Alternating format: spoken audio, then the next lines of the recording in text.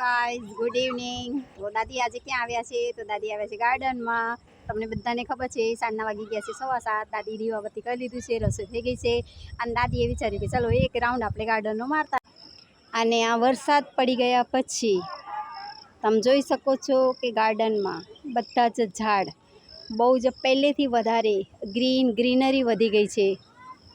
તમે જોઈ શકો છો કે એકદમ ગ્રીનરી બહુ વધી ગઈ છે આ વરસાદ પડ્યો એના કારણે।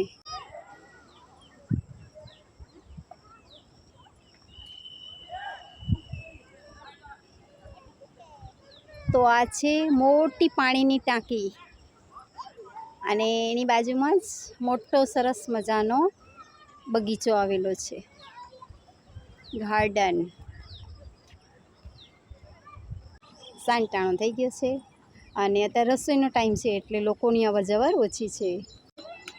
બાળકો એમની રીતે દોડે છે, મસ્તી કરે છે, પણ બાળકોને અહીં આવી રીતના એકલા ન મુકાય કારણ કે નીચે પાણી છે અને બાળકોનું ધ્યાન જરૂર રાખવું પડે। તમે જો બચ્ચાઓ સાથે આવે છો તો બાળકોને એકલા મૂકવાના નહીં કારણ કે નીચે ઊંડું પાણી છે।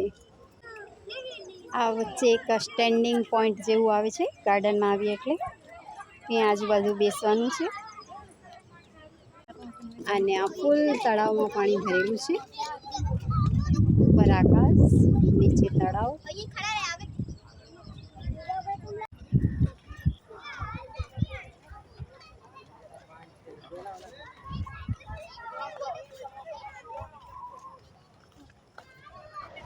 તો આ સાંજના ટાઈમનું વાતાવરણ છે કે તમે જોઈ શકો છો, સરસ મજાની ઠંડી ઠંડી હવા આવી રહી છે। બાળકો બધા અહીંયાથી ત્યાં દોડી રહ્યા છે, રમી રહ્યા છે અને એ બચ્ચાઓની પાછળ એમની મમ્મી પણ દોડી રહ્યા છે અને નીરવ શાંતિ, પક્ષીઓનો કલરવ તમે જુઓ તો બધા પક્ષીઓ પોતપોતાના ઘરે જઈ રહ્યા છે।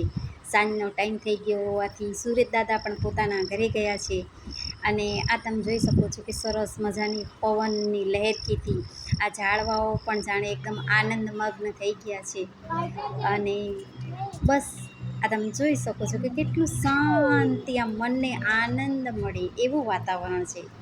તો પોતાની લાઈફમાં 24 કલાકમાંથી કમથી કમ અડધો કલાક પોતાના માટે કાઢી અને લાઈફને જીવવી જરૂરી છે। તો આજનો વ્લોગ આપણે અહીંયા પૂરો કરીએ છીએ।